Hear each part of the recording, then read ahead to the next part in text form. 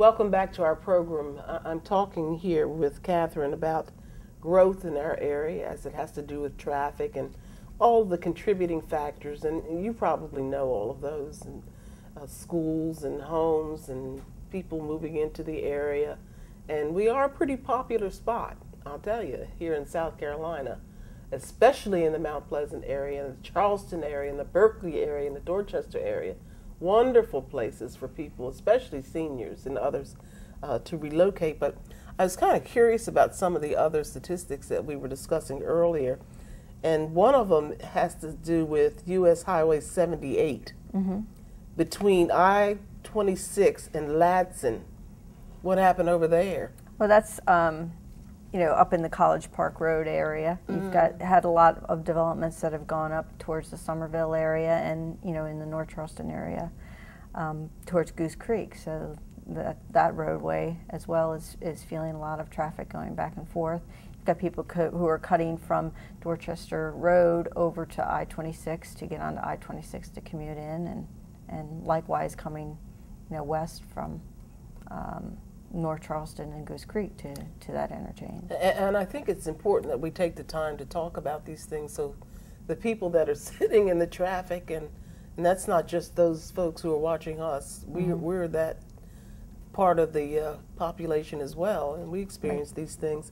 But we know that something is being done. Studies are being made and monies are being sought after and the like. Another one that's interesting is up in the Ladson area, Ladson Road between U.S. Highway 78 and Lincolnville Road. Now there's been an increase in there too, about 77%. Right, and that again is probably, that segment is probably even more so affected by people who have, you know, moved to the Ladson area or, you know, Somerville, who are using that kind of intersection and area to come through on their way to 26 or out to Dorchester Road. Just a personal thought here, not from your professional perspective if you don't want to, but do you find after studying all of these areas where people are locating themselves that there's more of an interest in the inner city or the suburban area, the outlining areas of the community? Well, the most of the growth that's occurred in the last decade or so has still been kind of suburban growth, you know, out into the kind of the outer communities. The most growth that we've seen has been Mount Pleasant, the Daniel Island area, Goose Creek, Somerville, and you know, out in West Ashley, Johns Island area is starting to feel that as well. So, you know, there is still that propensity to live out in the suburbs because people find housing at a lower cost out there, but you know, then you have to factor in what your transportation costs are into what your cost of living is. So. And that's going to be one of the challenges for organizations like ours, RoadWise, and for the Council of Governments too. Right. It's how to get those people into, well, are the jobs normally within the inner cities or are they moving out to the suburban areas? I think there's been more of a push now where people are, you know, the industries will look for, you know, a quality of life and where their employees can also live as well as while they're looking for the perfect industrial site. So while they tend to move towards where other like industries are, at the same time they're looking at that housing. So, you know, I think we're starting to see a little bit more interest in, you know, putting industrial development areas out, you know, near those communities as well. So you might either see people who are reverse commuting or people who are living closer to where they work. Well, I don't think this one's any secret. U.S. Highway 17 close to MUSC campus in downtown Charleston.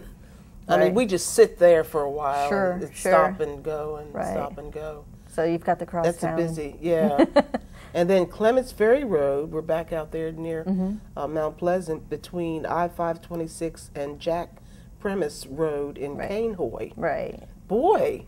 Well, and that's the area. You also find people not only who live on Daniel Island or work on that part of the Cainhoy Peninsula commuting there, but you see people who live up in Park West and Dunes West area of Mount Pleasant that will come around the back way, so to speak, you know, come down Clements Ferry to get to 526. Right.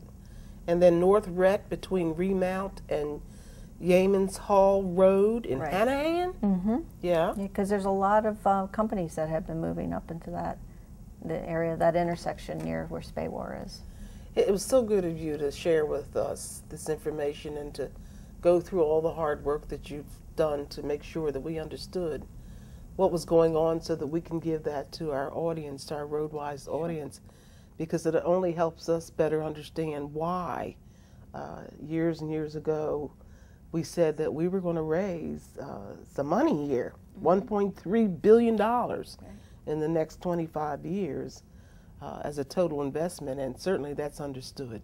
And I hope that we've helped you to understand it a lot more. But those are not the only dollars. Others are being sought as well. Thank you so much, Kathryn. Really appreciate you being here and enlightening us. We'll see you next time on Charleston County RoadWise. We hope that you've gotten as much out of this program as we wanted to bring to you, and we wanted to give you as much information as possible about why those dollars are being spent, and in addition to that, the changes, the many changes that are occurring in our community as it has to do with transportation. We'll see you next time. I'm Cheryl Harleston.